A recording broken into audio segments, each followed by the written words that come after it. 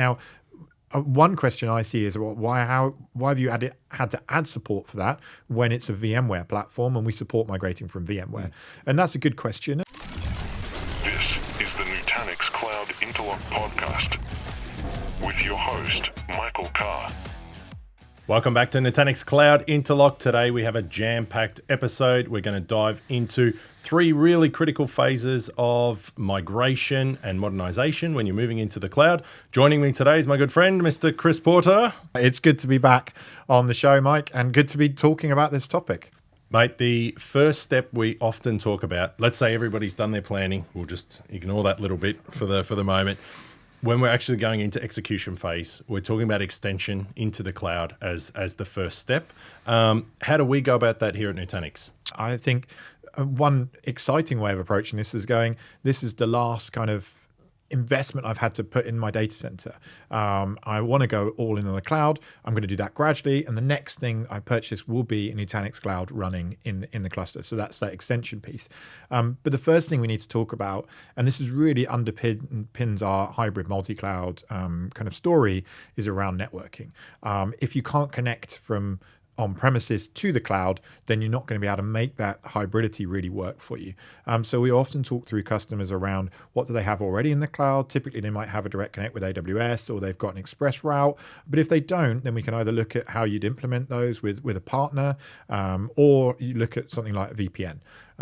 So you can put a VPN capability into the cloud providers, and that VPN connectivity, or even the direct connect or express route connectivity, we're not doing anything special with that. So there's no bespoke Nutanix layer or something you have to put in. We deploy into a customer's account, and then we just use the networking layer that's there already. It really opens up a new way of looking at migrating into the cloud for customers as well. The fact that you can extend fully across. We look at it from now rather than a bespoke application by application or VM by VM, we can now start looking at it at a per subnet basis. So really removing and reducing the complexity around, if I migrate these workloads into the cloud, what other ones are they talking to? Let's talk a little bit about our conversion process. So if you're running Hyper-V, if you're running VMware, or if you're running VMC now that we've certified that, what does that process look like when we're doing a conversion and move into Nutanix clusters? Yeah, and I think people and customers need to kind of realize that is a very common scenario for us. So in terms of not just our tooling, but also our service delivery and the way we approach migrations, that's kind of one of the common configurations we're expecting to find, that we're coming from an environment that isn't running Nutanix. And so what we use is a tool called Nutanix Move. Nutanix Move is a free of charge migration solution, and it will allow customers to migrate from a VMware environment, and all the kind of scenarios you're talking about, into a Nutanix environment. And it does that in a way that allows you to onboard multiple source and destination environments and then configure the machine in terms of retaining IPs, MAC addresses, whether you're, if you want to, you can right-size CPU and memory, or you can just leave them as they are. As the source is, the destination will have the same. And then we can build migration waves as well, and we can replicate all the data ready for a cutover. And you can use that tool as part of your migration planning. So really, we look at it no differently if you were running Nutanix and AHV on premises today as if you were running another hypervisor. We don't really treat it very differently at all. No, I think there are some kind of caveats, and that just comes down to the fact that it's not necessarily the hypervisor, it's the kind of underlying storage layer. So if you're running Hyper-V or VMware on top of Nutanix on premises, that gives us a few more options because it's the same kind of storage layer from source to destination as if you're going directly from, say, ESXi on a 3-tier infrastructure. But in terms of the way the process works and everything, it's identical. And that is a very common migration pattern that we help our customers with day in, day out. And so a real benefit here for customers that are evaluating a different platform to go and move to is that we can spin it up we can test it. And I think this is where the beauty and the power of Nutanix running inside the cloud really stands apart, is that you don't need to worry about building a bespoke hardware. You can just go and test drive this new platform. You can validate your workloads. You can test all the conversion running in the cloud today. And I think the beauty and the portability of our licensing, as well as the fact that our code base is uniform from on-prem to core to edge, is that customers may say, I'm going to convert and test all these workloads in the cloud, but now I need to move 20% of it back on premises because it's running whatever specific workload that needs to go there. Yeah, and I think being able to start in the cloud. So at the beginning we were talking about a common question is, do I need to be on Nutanix? Yeah. I need to replace everything with Nutanix to get the benefits of Nutanix. You can start to look at where it makes sense to replace that, whether that's on premises or in the cloud. But the beauty of starting in the cloud is you can start today with that. You can start migrating workloads, making a meaningful difference and testing the solution out and validating it while you make a decision strategically over how you're going to adopt Nutanix over a longer term on premises. And so that really helps. And I think to your point around it's a common solution, the migration tool isn't any different. Going from on-premises to NC2, going from the cloud into NC2, going from NC2 back to AHV on-premises, it's the same migration tool. And I think sometimes that can be confusing when you look at our tool and you're selecting a target option and you get Amazon AWS or Azure, or AWS and Azure, and you'll see AOS. Which one do you select for NC2? Because it runs on top of AWS or Azure. Well, it's not those native solutions, it's AOS. So it works exactly the same way as if you were migrating to AOS, our solution on premises. And in the AWS, just to mention, the fact that AWS and Azure exist in that list is because we can migrate from native solutions, either from EC2 or from Azure VM into an NC2 cluster or back to on-premises. And we can get into why you might ever want to do that later on. Yeah. Just to finish off on this topic around migration and conversion, we've said it's really easy for you to test this new platform in the cloud, and that's really harnessing the power and the value of what cloud can provide.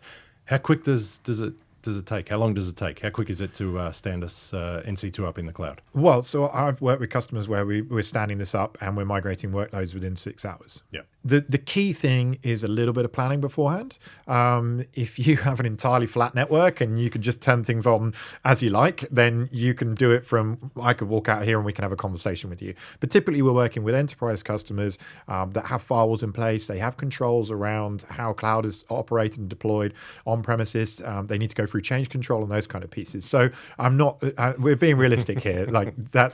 But we can help you plan that. We've been through this many, many times. So we know the things that you need to check off so that you don't come to do a migration and go, change control happened yesterday and we've got to wait another week before we can go and deploy your appliance. It does sound like really the best approach for customers to, I think, de-risk. If you've got something that's coming up in the next 4 to 6 months that is going to incur significant cost changes to your environment, but you need to test and validate a new platform, we can get this stood up and proven really fast in the cloud and not have to worry about redesigning and re-architecting the whole thing, which I think probably a lot of customers are concerned about at the moment in terms of if I make a change, if I go cloud native or if I use Nutanix running in the cloud, I'm going to have to, or Nutanix running on premises, I'm going to have to re-architect my entire environment, especially those customers that are going from 3-tier legacy architecture over into something new like hyperconverged across the entire stack.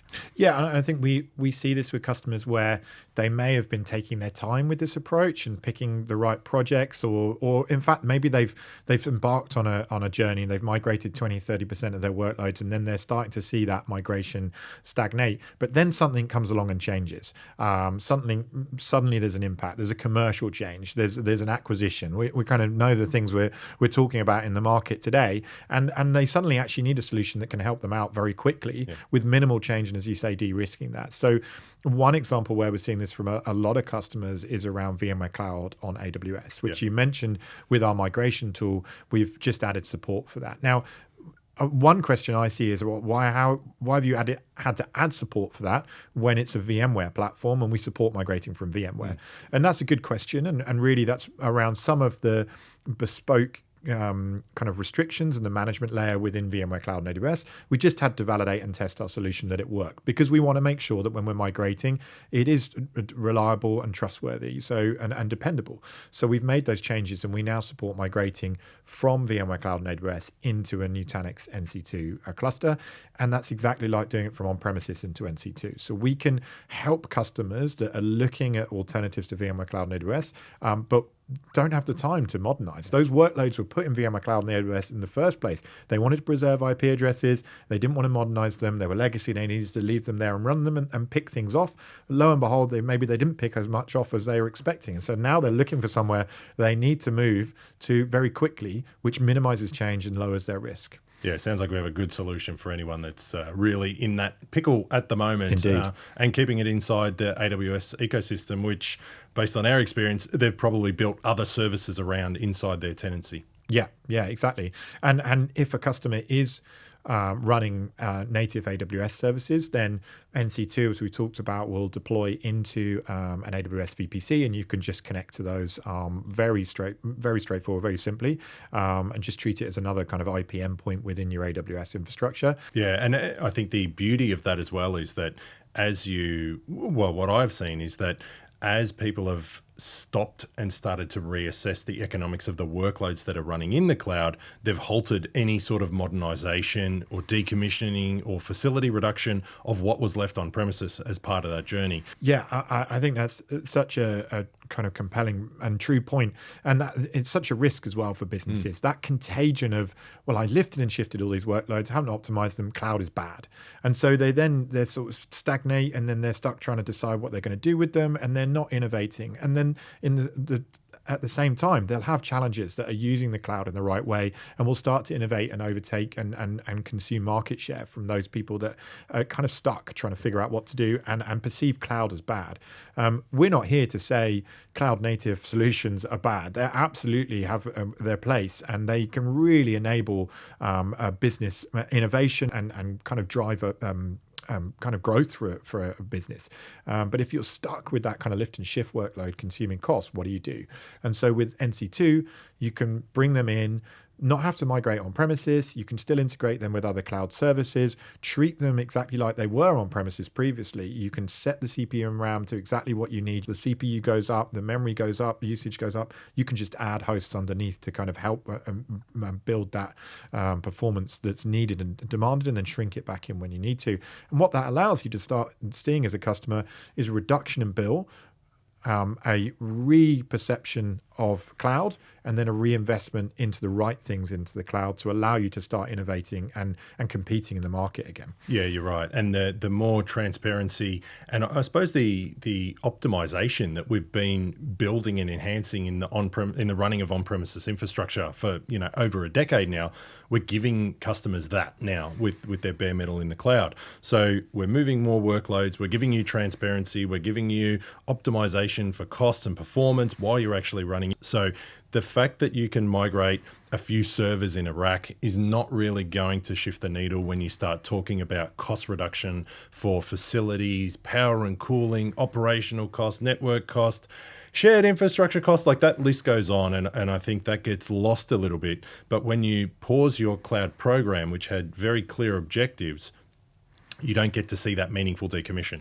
So the more that you can accelerate going into cloud, the better off that's going to be. Meaningfully decommission on your left-hand side on premises, and over on the right, you're moving into that optimal state immediately. You're not having to then say, I've got to reassess my cloud economics in another 12 months. Like, we can do that ongoing as part of our FinOps service and everything else that we have running inside the cloud. Yeah, and I like to talk about, and I've seen this personally, a flywheel effect of the number of people that are required to run an on-premises environment. You're freeing up their time to then, you can then retrain them to be a catalyst for your cloud center of excellence to really focus on the cloud workloads or the cloud native workloads that are closest to the business and driving innovation. So that on-premises kind of overhead is reduced. Potentially, you can look at Nutanix having adopted it in the cloud, and you can adopt that on premises as well, because compared to a traditional 3-tier architecture, our lifecycle management is second to none. The kind of number of people that are needed to run that can reduce, and they can really focus on, rather than keeping the lights on and making sure drivers and firmware are up to date and matrices and comparing all those things, they can actually focus on what makes the business what it is, that differentiator. Yeah, and the efficiencies that we can provide for operations around those workloads in the cloud and those workloads on premises, that obviously flows into now upskilling and training for the cloud native technologies. That's a great point. And I think something that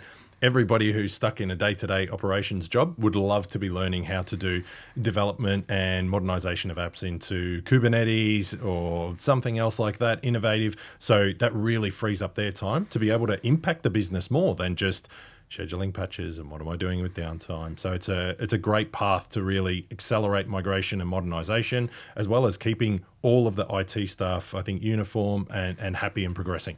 Absolutely. Today, we dove into extension, migration, conversion, economics in the cloud, what it looks like to migrate, and some of the benefits that you get from migrating workloads that are running natively into NC2, which allows you to accelerate even more workloads going into the cloud. Hope you really enjoyed the show. Chris, thank you for being here today. It was great. And that laundry list is almost only half of what we covered. It's been a jam-packed episode, so thanks for having me. No worries. We can talk about this as long as the internet has space to host our video.